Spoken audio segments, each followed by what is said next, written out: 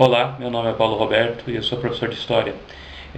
A ideia desses vídeos aqui é para auxiliar um pouco mais os alunos do ensino fundamental, principalmente do Estado de São Paulo.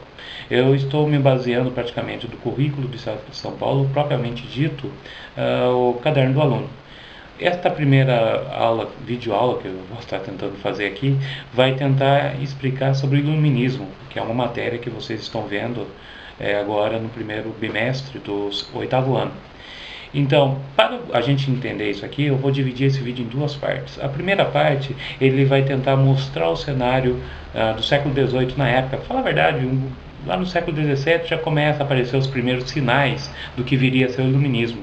Mas a gente vai se concentrar mais em XVIII. Por que ocorreu esse movimento? O que aconteceu? Quem eram os agentes que fizeram esse movimento, que é o iluminismo? A segunda parte do vídeo, a gente vai ver os principais pensadores, o que eles contribuíram para que florescesse o iluminismo, vamos dizer assim, e como isso influenciou a nossa sociedade ocidental hoje. Então a gente vai ver que a história, ele não é uma coisa, como alguns alunos gostam de falar, é coisa morta, não, para que estudar isso? Não, a gente vai ver que muitas das coisas que nós estamos passando hoje são coisas que já ocorreu séculos atrás, mas está presente nos nossos dias, né? Então, espero que vocês gostem e vamos lá. Bom, para a gente, antes de falar sobre iluminismo, a gente tem que voltar para o sétimo ano. Acredito que vocês lembrem daquelas matérias que falam sobre o renascimento comercial e urbano, o renascimento científico e cultural. Esses vão, de um certo modo, vão abrir portas para essa ideia do pensamento iluminista. Em contraponto também, nós vamos ter ali o absolutismo. Vocês lembram disso? Quando o rei ele vai formar o seu reino, o seu estado soberano, o seu estado nacional, ele vai concentrar todo o poder de governo nas suas mãos.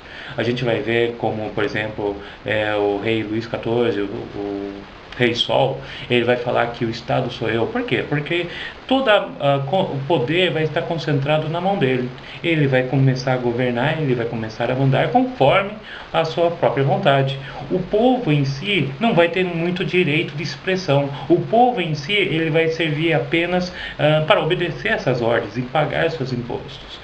Bom, esse foi um período que houve ali da transição. A gente vai ver que ali a economia era baseada no mercantilismo, a gente vai ver que a política era voltada ali no absolutismo monárquico, mas nisso aí vai começar a, como posso dizer, afetar o pensamento de alguns burgueses. A burguesia ele é resultado do chamado renascimento comercial e urbano, quando ele vai acabar o feudalismo, o final ali da Idade Média, onde as pessoas vão começar a sair dos feudos e vão começar a voltar para as cidades, para os burgos, como vocês viram.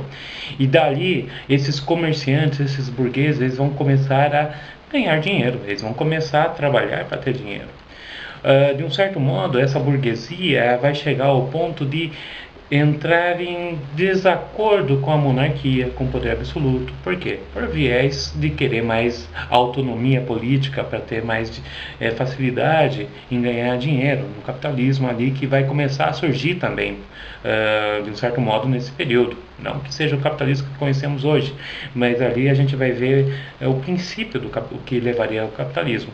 Bom, então a gente vê que o absolutismo era quando o rei controlava, o rei dominava toda a região e todo o poder estava na mão dele. A gente vai ver que a igreja vai ter uma influência muito grande, a igreja católica, vamos colocar nesse sentido, vai ter uma influência muito grande também no governo, porque a religião, praticamente todos os reinos, a religião e o Estado, eles vão estar juntos. Não é separado como que é hoje em dia. Então nisso aí vai começar a fazer os burgueses, principalmente do final do século XVII ali, e começo do XVIII, 17 eu digo por causa que com Voltaire começa o chamado racionalismo, a tentar entender tudo pela razão. Isso aí, se a gente for ver, tem ecos ali do renascimento cultural e científico, em que as pessoas começam a questionar a igreja, os dogmas da igreja, e começa a valorizar o humano, o homem. Ele acaba se tornando mais individualista. Isso que vocês deveriam ter visto no sétimo ano, ok? Então, somado tudo isso no século XVIII, o racionalismo do Voltaire no século XVII, no século XVIII, já vai começar a ter novos pensadores. Eles vão estar questionando: por que o rei tem que ter todo esse poder na mão? Por que a igreja tem que controlar tudo? Começa a ter esse tipo de pensamentos. A gente vai entender que o mundo ela se estreitou muito, principalmente com as grandes navegações. Com uma nova visão de mundo que os europeus estavam tendo, e a burguesia florescendo do jeito que estava, aqueles padrões absolutistas já não serviam mais para nada. Então eles começam a questionar. Tem o Rousseau que ele cria a ideia do bom selvagem, inspirado praticamente dos indígenas encontrados aqui no Brasil, ali no século XVI. Ele começa a falar que o homem ele é livre por natureza, ele tem que ter seus direitos, ele não deve ficar no jugo de um monarca, de um rei. Então o que vai acontecer exatamente? O que vai acontecer exatamente? Esses pensadores vão começar a fazer uma crítica aberta contra a forma de governo, que é a monarquia, contra a igreja. Nesse momento a gente vai ver que a igreja católica e a protestante, né, por causa da reforma do Lutero, também vai surgir, e vai começar essa discussão em torno de Deus. Não que os filósofos ali iluministas fossem ateus, eles eram deístas, ou seja, eles acreditavam em Deus, mas um Deus que estivesse presente em todas as coisas, até no próprio homem. Então o que acontece? O homem, para conseguir a felicidade, ele vai ter que tentar compreender a Deus, ele vai ter que usar a razão para isso, e não seguir dogmas, ritos, como fazer sacramentos que a igreja, tanto católica e protestante, faziam, porque era baseada em leis. Então eles acreditavam, esses filósofos, que Deus não precisaria nada disso, ele estaria em todas as coisas. Então é uma visão que entra muito em contradição com o que a própria igreja ensina. Bom, mas enfim, o que é o iluminismo? O termo, ele quer dizer alguma coisa com luz, alguma coisa iluminada. Também era chamado no século XVIII como o século das luzes. Por quê? Eles tentavam fazer uma diferenciação do antigo regime, ou pode ser da Idade Média, ali, do tempo do absolutismo, que eles acreditavam que era a Idade das Trevas, em que não havia o conhecimento, em que a mentalidade do homem medieval estava coberto pela ignorância.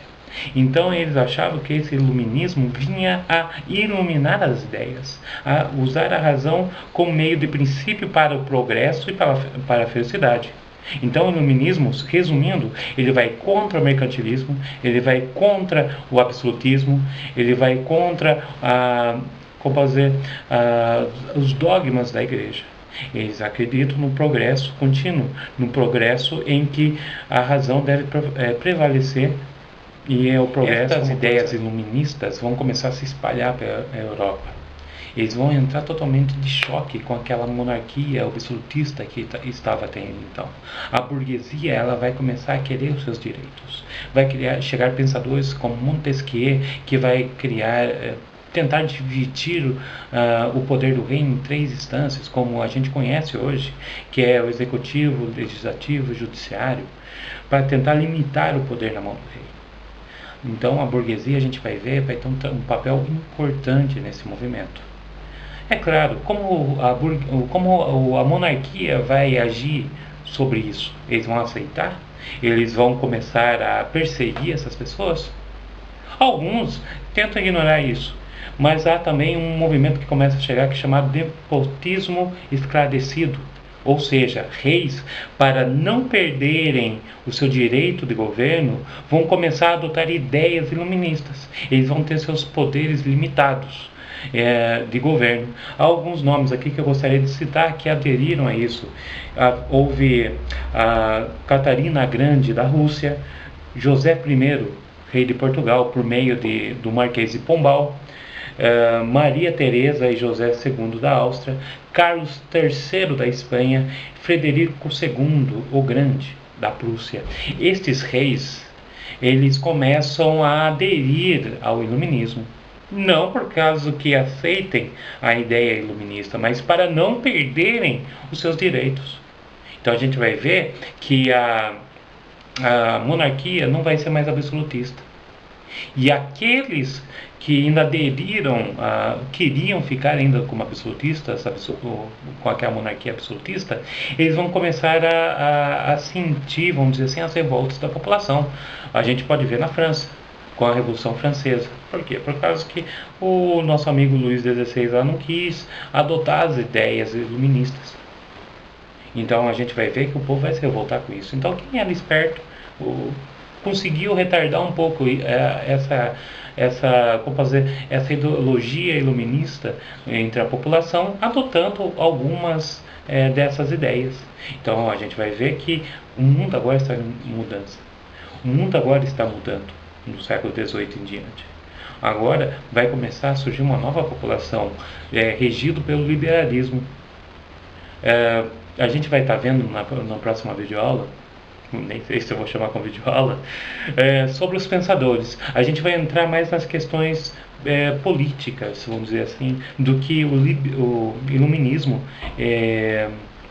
influenciou e que está até hoje no nosso dia a dia. Espero que vocês tenham gostado, então a gente se vê em breve.